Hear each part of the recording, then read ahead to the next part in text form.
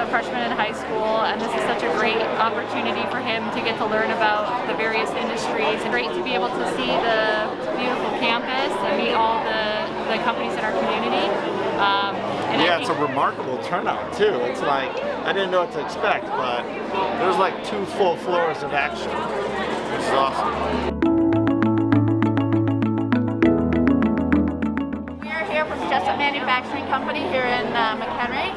We love to see the students. We love the fact that students are interested in jobs, right out of school. Seem to really enjoy the fact that, hey, this stuff is made in McHenry. The families are from McHenry. We put food on, 65 employees' tables every single day, and we're really proud of that. This is Chef Joyce. I'm Chef Tina. We've got a student-run bakery and a student-run restaurant. We are one of the few places in the state that has a student-run bakery.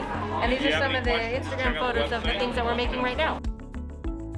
From a molded plastic standpoint, this is an extremely important event. It gives us the opportunity to come out into the community, get kids involved and activated in our programs that support manufacturing as well as engineering and every facet of the business. We get interns from this every year.